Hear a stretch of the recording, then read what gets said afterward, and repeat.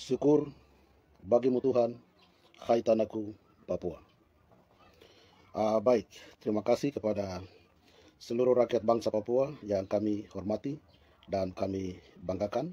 Kami dari organisasi Papua Merdeka dan Tentara Pembebasan Nasional Papua Barat, kami sebagai organisasi induk perjuangan bangsa Papua, live dengan dua kata penting, yaitu kata persatuan dan kata kebenaran dalam perjuangan bangsa Papua yang mesti kami harus menjelaskan secara baik. Mengapa harus kami menjelaskan kedua kata ini secara baik? Bahwa kami mengetahui bahwa di dalam kata itu ada kekuatan.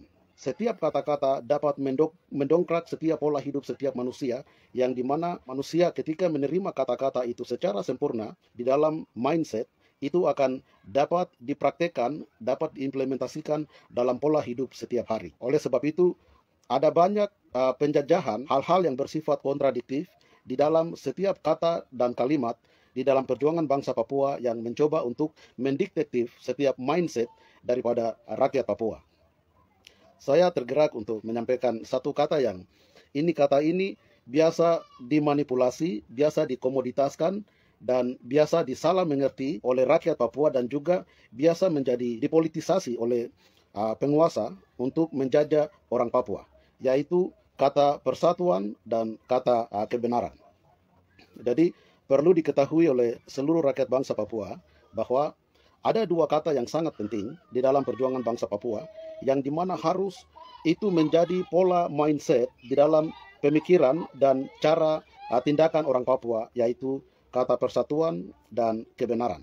Ketika kita mengerti kedua kata ini secara baik, dan kedua kata ini menjadi ukuran saat ini di dalam perjuangan bangsa Papua. Ada orang Papua biasa menyatakan, kita tidak bisa merdeka karena kita tidak bersatu begitu. Kita harus bersatu. Ada yang biasa mengumpamakan satu sapu lidi itu tidak bisa kasih bersih satu halaman besar. Kalau semua sapu lidi itu diikat, maka itu akan membersihkan semua halaman. Ya, itu sangat betul.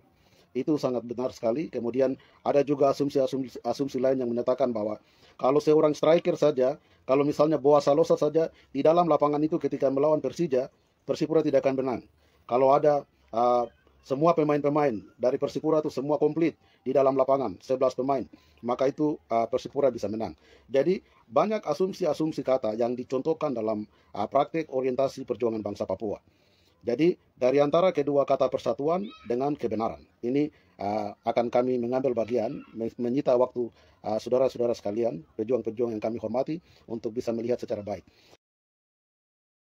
Jadi antara kedua kata persatuan dan kebenaran, Anda harus ketahui bahwa kata persatuan ini benar, kontensinya benar kepada orang Papua, tetapi kita mesti harus kembali ke sejarah perjuangan bangsa Papua, bahwa kolektivitas suku-suku orang di atas tanah Papua itu sejak kapan kita masuk secara praktis dalam dunia politik, dan sejak kapan kita tidak pernah bersatu, dan kenapa kita tidak bersatu. Ini harus menjadi sebuah pertanyaan dasar di dalam setiap benak orang Papua, khususnya pejuang-pejuang Papua, dan juga organisasi-organisasi yang saat ini bilang kami tidak bersatu, sulit bersatu. Makanya karena sulit bersatu di Papua, karena sulit harus semua berangkat ke Vanuatu, cari uang setengah mati untuk masing-masing beli tiket.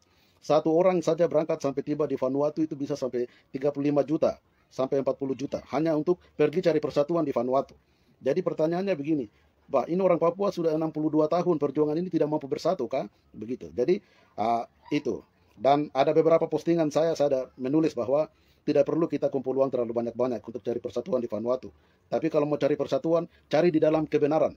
Ketika kita mengerti kebenaran itu, maka kita akan mengerti apa itu arti persatuan yang sesungguhnya. Karena kebenaran tidak akan pernah menipu.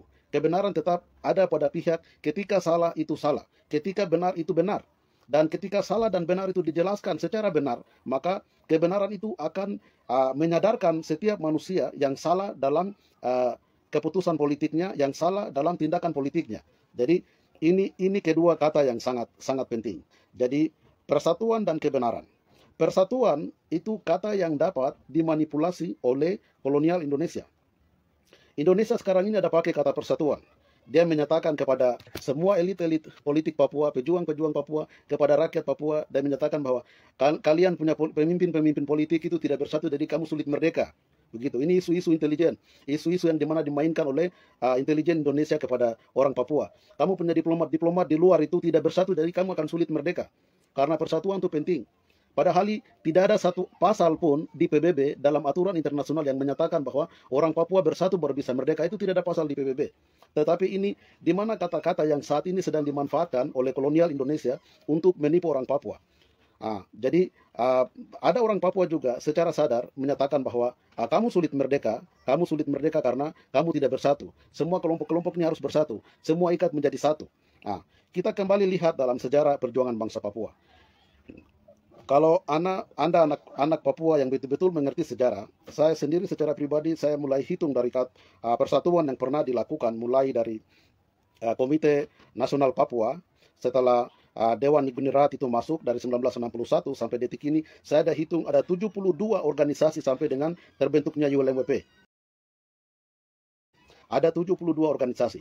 Organisasi-organisasi yang terlepas dari daerah-daerah waktu itu mulai dari 1940, 1950 karena orang Papua sudah mengerti bahwa orang Papua tidak perlu dijajah oleh bangsa-bangsa lain dari luar. Itu sudah dimulai sejak 1910.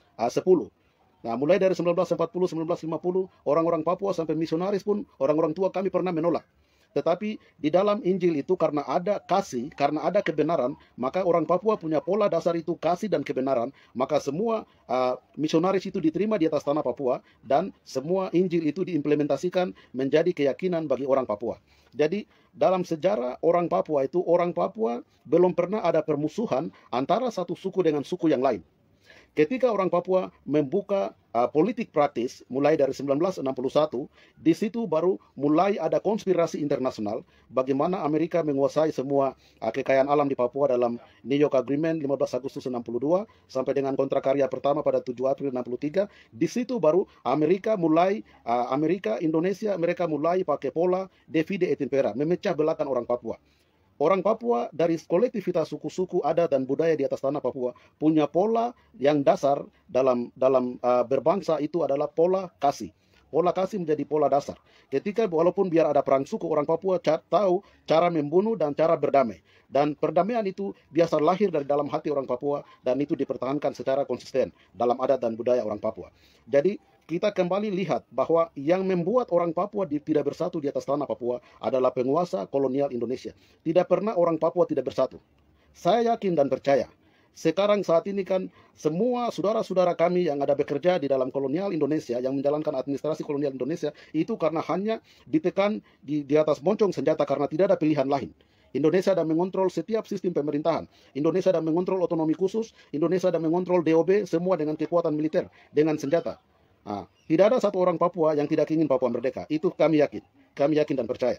Dan kami harus mengerti bahwa semua orang manusia di dunia ini, di planet ini, memiliki hak untuk bebas dan tidak boleh dijajah oleh bangsa-bangsa lain.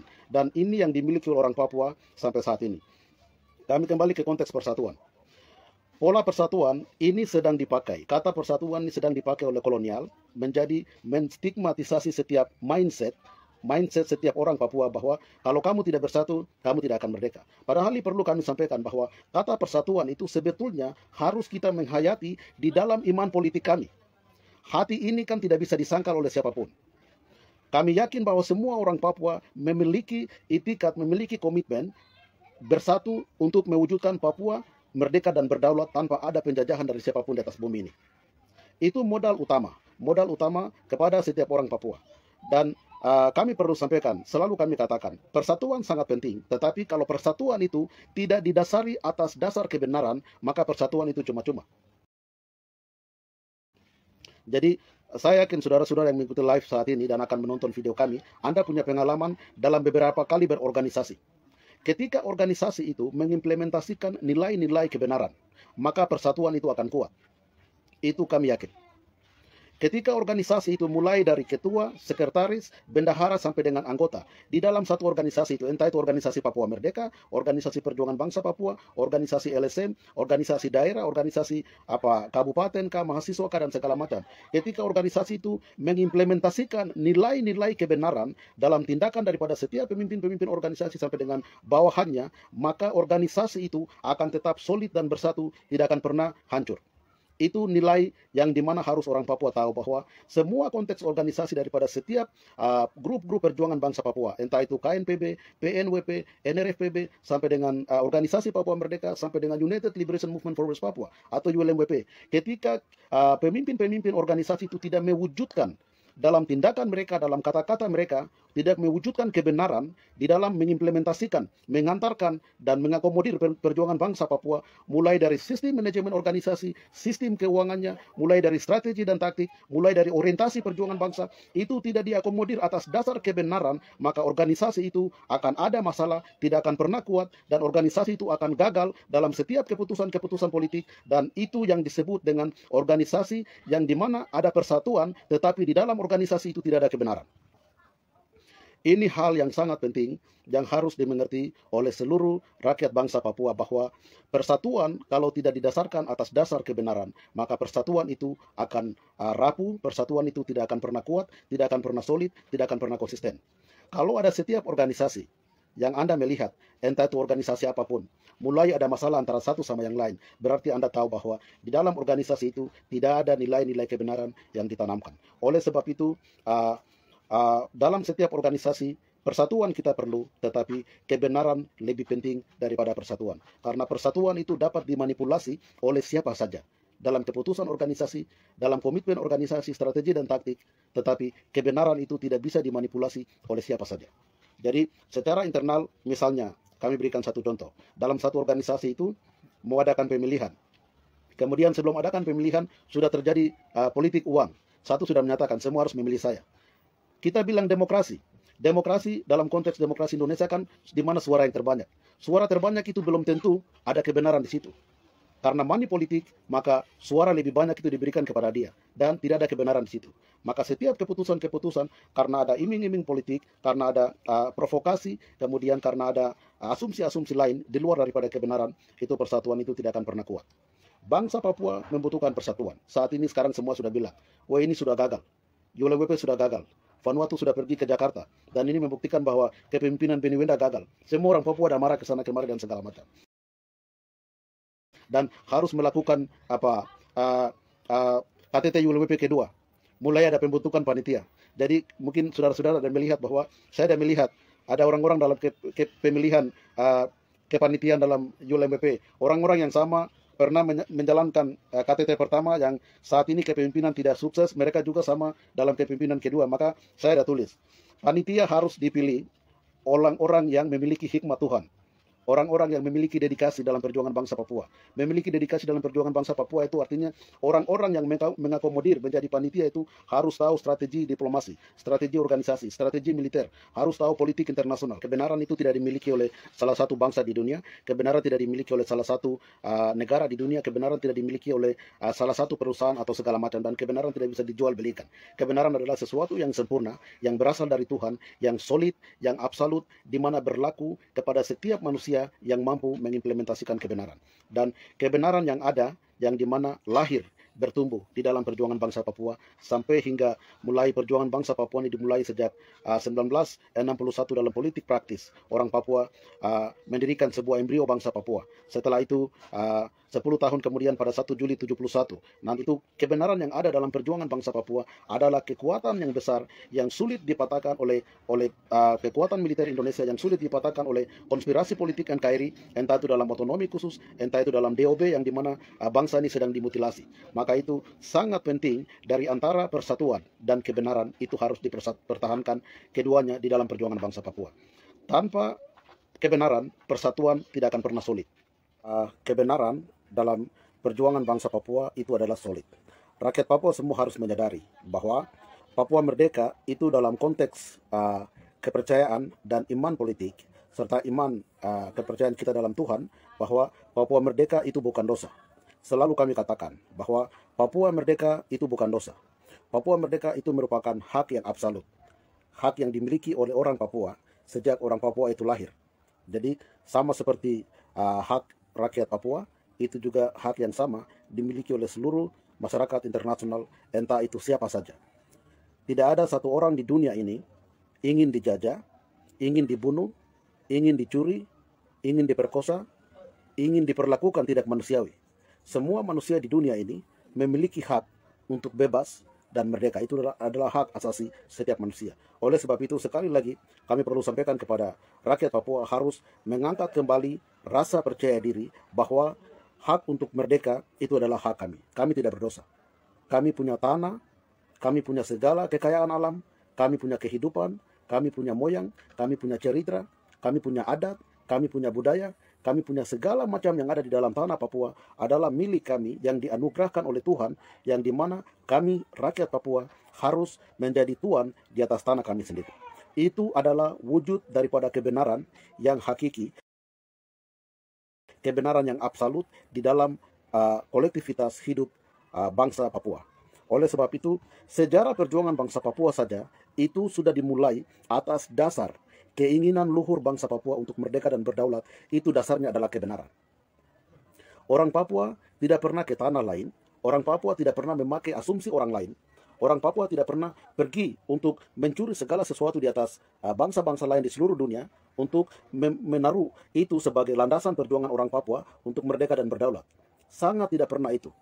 Lihat dari setiap fase-fase sejarah perjuangan bangsa Papua, orang Papua berdiri di atas kebenaran sejarahnya, memakai segala macam yang ada di dalam bangsanya untuk menentukan nasib bangsanya sebagai sebuah bangsa dan siap untuk bernegara. Itu adalah kebenaran yang hakiki di dalam perjuangan bangsa Papua yang harus dipertahankan. Kita punya modal yang cukup besar, yang cukup kuat. Kebenaran ini, kebenaran yang dimiliki oleh rakyat bangsa Papua ini tidak boleh dimanipulasi atas nama persatuan. Catat ini baik. Ini satu hal yang sangat penting. Indonesia mencoba untuk memanipulasi kebenaran yang ada di dalam perjuangan bangsa Papua atas nama persatuan. Misalnya, sejarah kita sudah ada. Sejarah kita itu sudah jelas bahwa OPM itu dia lahir dari beberapa kekuatan-kekuatan politik yang lahir di Manokwari pada 28 Juli 1965. Setelah Belanda gagal, ada konspirasi internasional, Belanda gagal, maka OPM itu dia lahir di mana untuk mempertahankan asumsi rakyat Papua atas dasar kasih dan kebenaran bahwa rakyat Papua tidak mau dijajah oleh semua bangsa di dunia, maka OPM itu lahir. Setelah OPM itu lahir, di mana pemimpin-pemimpin politik yang pernah ada bergabung di dalam PVK, di dalam militer Belanda, atau militer sukarelawan yang dibentuk oleh Belanda, itu kembali mereka mundur semua memperkuat organisasi Papua Merdeka karena di dalam OPM itu ada kebenaran, ada kasih, di mana menjadi dasar filosofi ideologi daripada perjuangan bangsa Papua untuk bebas tanpa dijajah oleh bangsa-bangsa lain di atas dunia. Itu adalah modal. Sejarah kami didasari atas dasar kebenaran. Adat dan budaya kami didasari atas dasar kebenaran. Tanah dan hutan kami didasari atas dasar kebenaran. Kekayaan kami didasari atas dasar kebenaran. Semua yang ada di atas tanah Papua, itu Tuhan menciptakan yang benar, yang baik untuk dimanfaatkan di mana orang Papua sendiri menjadi tuan di atas tanahnya sendiri. Setelah mulai adaptasi dengan pengaruh luar dan terjadi konspirasi internasional dan juga Indonesia mencoba masuk dalam menganeksasikan bangsa Papua secara kotor, entah dalam operasi militer 1 Mei 1963 sampai dengan pelaksanaan PPRA yang tidak demokratis di atas tanah Papua. Ini mulai memasukkan asumsi-asumsi pengaruh-pengaruh luar, sistem pecah belah, politik luar untuk mengganggu dan memecah belahkan orang Papua. Ini adalah hal yang sangat penting untuk dipahami oleh orang Papua, bahwa asumsi perjuangan bangsa Papua itu atas dasar kebenaran. Kami, Organisasi Papua Merdeka dan Tentara Pembebasan Nasional Papua Barat, kami perlu sampaikan, Anda melihat kami sebagai anak muda, generasi baru yang sedang mempertahankan apa yang pernah dilakukan oleh orang-orang tua kami, oleh semua orang-orang tua kami yang pernah melahirkan Organisasi Papua Merdeka pada 28 Juli 1965 sampai dengan pejuang-pejuang OPM yang lahir dalam perjuangan bangsa Papua, mulai sampai dengan di mana terjadi proses aneksasi dan perang besar-besaran mulai dari 1960 sampai dengan 61, embrio bangsa Papua, sampai dengan 1 Juli 71 di mana proklamasi kemerdekaan bangsa Papua yang dilakukan di Markas Victoria. Kami sebagai anak muda, kami melihat bahwa di dalam organisasi Papua Merdeka itu ada kebenaran. Ada kekuatan kebenaran yang ada di dalam organisasi Papua Merdeka, maka Indonesia mencoba untuk bagaimana merubah Papua Merdeka dengan alasan persatuan. Bilang bahwa kamu orang Papua. Jadi saya masih teringat persis waktu pembentukan kami semua ada dalam kepanitiaan bagaimana untuk unifikasi di 2014 di Vanuatu. Saya terkejut ketika dalam satu pertemuan di Port Moresby, di mana dalam pertemuan itu ada satu penanya yang sangat luar biasa. Itu Bapak itu kasihan dia sudah meninggal. Dia merupakan orang yang sangat terkuat dan salah satu anggota TPNPB, pengawal khusus daripada Brigadir Jenderal Seth Japhet Rumkuren, presiden pertama dalam sejarah organisasi Papua Merdeka, itu Bapak John Flasi. Bapak John Flasi bertanya kepada beberapa kepanitiaan yang waktu itu datang ke Moresby untuk membentuk persatuan unifikasi grup di Vanuatu. Dia bertanya begini, kamu berbicara untuk kita bersatu. Berapa organisasi sudah kita bikin? Dari organisasi satu sampai organisasi yang sampai saat ini. Tapi kami semua orang-orang tua yang ada di sini. Kami semua yang keluar di seluruh dunia ini. Kami orang Papua yang keluar seluruh dunia mulai dari Pasifik, Australia, Eropa, dan di mana-mana. Kami ini semua OPM.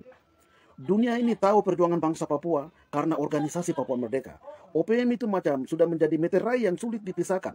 Orang Papua mau hilang di dunia manapun, pasti negara-negara itu tanya, kau ini OPM kah begitu? Jadi sekarang ini ada asumsi-asumsi yang saya dengar dalam meeting ini mau bicara untuk OPM itu harus dirubah, nama OPM itu harus diganti, begitu. Ini kira-kira kenapa? Jadi waktu dia bertanya, saya tidak akan sebut nama daripada orang-orang yang waktu itu datang. Mereka yang sama saat ini sedang menjadi kepanitiaan KTT 2 ULMWP. Tetapi yang alasan yang mereka sampaikan waktu itu betul-betul mengejutkan hati saya. Yang mereka katakan bahwa OPM harus dirubah. Nama OPM ini di dunia internasional itu dilihat sebagai teroris. Ini orang Papua Barat yang bicara. Bayangkan, orang Papua Barat yang bicara bahwa nama OPM itu dilihat internasional itu seperti teroris, itu seperti kriminal. Jadi nama OPM itu nanti akan sulit kami pakai di internasional dan sulit masuk ke PBB. Saya berpikir pada saat itu, ini memang betul-betul asumsi yang sangat salah. Bahwa tidak pernah ada satu regulasi, tidak pernah ada satu aturan di Perserikatan Bangsa-Bangsa di PBB yang menyatakan bahwa OPM itu teroris. Yang menyatakan OPM itu teroris adalah kolonial. Kenapa orang-orang Papua mau copy paste daripada kata-kata yang dimana disampaikan oleh kolonial Indonesia terhadap bangsa Papua? Itu stigma-stigma yang tidak benar yang dilahirkan oleh kolonial Indonesia, karena di mana kolonial Indonesia mereka sangat takut dengan nama organisasi Papua Merdeka. Di dalam nama organisasi Papua Merdeka itu ada kekuatan perjuangan bangsa Papua. Ada kekuatan itu atas dasar kebenaran. Kebenaran itu atas dasar kasih yang dimiliki oleh orang Papua untuk berbangsa dan bernegara. Ini suatu hal yang sangat penting yang dimana kami perlu sampaikan kepada generasi-generasi muda di seluruh tanah Papua untuk menghormati sejarah bangsa Anda. Bahwa nama organisasi Papua Merdeka ada dalam sejarah perjuangan bangsa Papua, itu adalah sebuah nama yang ditulis oleh darah, pengorbanan, air mata rakyat bangsa Papua yang harus dipertahankan sebagai amanah perjuangan suci untuk mewujudkan cita-cita luhur bangsa Papua merdeka dan berdaulat dari kolonisasi dan kapitalis internasional. Oleh sebab itu, terima kasih kepada seluruh rakyat bangsa Papua. Kami akan mengakhiri topik yang penting, yaitu persatuan dan kebenaran. Sekali lagi kami mau sampaikan kepada Anda bahwa di mana ada kebenaran, ketika Anda mewujudkan kebenaran itu dalam tindakan pribadi Anda, ketika Anda mewujudkan kebenaran itu entah dalam orientasi hidup Anda setiap hari, atau dalam organisasi Anda, atau dalam kolektivitas apapun di mana Anda ingin mengembangkan karier politik Anda. Ketika kebenaran itu menjadi sikap utama dalam sikap politik Anda, maka Anda akan tetap menjadi panutan, Anda akan tetap menjadi contoh yang terbaik dalam perjuangan bangsa Papua. Organisasi Papua Merdeka sampai detik ini, sampai kuat memasuki 62 tahun perjuangan bangsa Papua, karena kami tahu di dalam organisasi Papua Merdeka itu ada kebenaran yang solid, yang konsisten. Kebenaran itu diwujudkan di dalam pondasi-pondasi dasar perjuangan bangsa Papua yang disebut dengan Konstitusi 1 Juli 71. Konstitusi 1 Juli 71 itu sebuah konstitusi yang dimana mengajarkan tentang berbangsa, bernegara, mengajarkan tentang sistem kemiliteran, sistem organisasi, sistem diplomasi, sistem pemerintahan, sistem intelijen, yang sampai detik ini organisasi Papua Merdeka secara konsisten masih bertahan dan berjuang melawan kolonial Indonesia. Anda harus tahu bahwa Indonesia menyatakan OPM adalah teroris, adalah sebuah stigma yang keluar atas dasar di mana Indonesia telah kalah dan tidak mampu selama 60 tahun. Indonesia sulit mematahkan perjuangan bangsa Papua.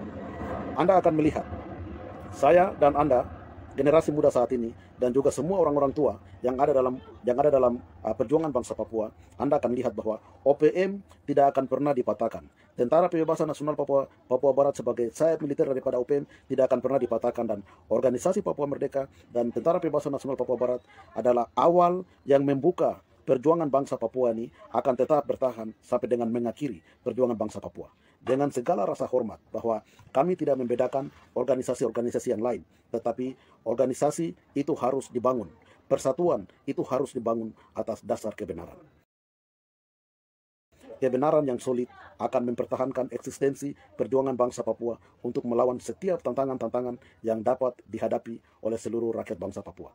Atas nama persatuan nanti akan ada banyak spekulasi-spekulasi, akan ada banyak isu-isu, akan ada banyak orang yang mengatakan bahwa kami mau bersatu, maka tolong kami perlu ini, mereka akan jalankan sumbangan, persatuan akan dilakukan di sana, persatuan adalah kunci daripada kemerdekaan dan kedaulatan, persatuan adalah ini dan itu, dan terlalu banyak spekulasi mereka akan sampaikan atas nama persatuan. Tetapi Anda harus tahu bahwa jika persatuan itu tidak didasari atas dasar kebenaran, maka persatuan itu akan rapuh. Persatuan itu tidak akan kuat. Karena persatuan yang solid dan konsisten adalah persatuan yang harus lahir atas dasar kebenaran. Itu yang tadi dalam awal part pertama dari video kami sudah jelaskan secara panjang lebar.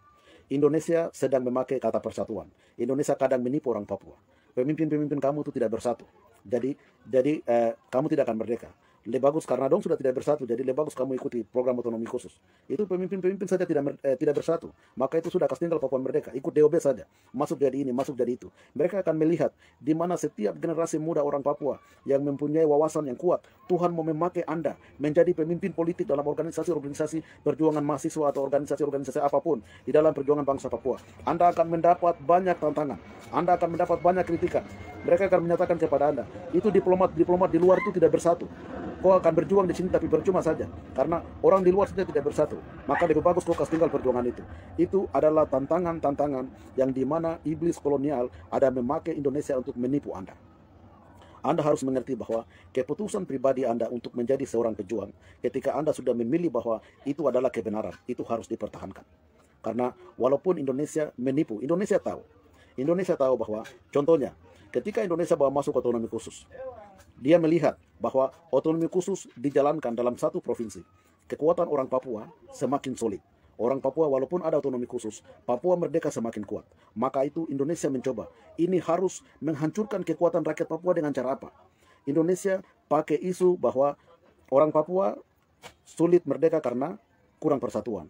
Padahal yang menghancurkan semua kekuatan-kekuatan persatuan di atas tanah Papua adalah Indonesia sendiri. Dia tahu Indonesia punya uang, Indonesia punya militer, Indonesia punya undang-undang. Indonesia turunkan undang-undang DOB. DOB itu diturunkan setelah bangsa Papua dimutilasi, dipetak-petakan dengan undang-undang mereka, itu dikontrol oleh militer. Di atas daripada itu untuk menghancurkan mindset, pikiran, eksistensi atau determinansi daripada setiap keputusan orang Papua, mereka mulai menebarkan isu bahwa lihat itu, orang Papua, pemimpin-pemimpin politik tidak bersatu. Padahal yang membuat orang Papua tidak bersatu itu Indonesia sendiri. Buktinya bahwa DOB itu ada. Buktinya bahwa otonomi khusus itu ada. Buktinya bahwa militer itu diturunkan di seluruh tanah Papua. Dan perang masih ada. Jadi kami sekali lagi dari akhir video kami ini, kami menyampaikan banyak terima kasih kepada rakyat bangsa Papua yang saat ini masih tetap konsisten untuk berjuang atas dasar kebenaran. Perjuangan bangsa Papua tidak bisa diwujudkan tanpa kebenaran. Persatuan dalam kolektivitas atau persatuan dalam faksi-faksi organisasi perjuangan bangsa Papua tidak akan bertahan dan tidak bisa diwujudkan kalau tidak ada kebenaran. Kalau persatuan itu di dalamnya ada kebenaran, maka persatuan itu akan solid, akan konsisten. Seorang pemimpin organisasi tidak bisa menjalankan organisasi atas dasar penipuan. Seorang pemimpin organisasi tidak bisa menjalankan organisasi, strategi, taktik, dan mengontrol semua sistem manajemen di dalam organisasi besar itu tanpa dasar kebenaran. Kebenaran adalah kekuatan utama perjuangan bangsa Papua. Kebenaran adalah langkah akhir untuk menentukan masa Friends, depan. before continuing, please support, like and comment on this video, and don't forget to subscribe to this YouTube channel. God bless us all.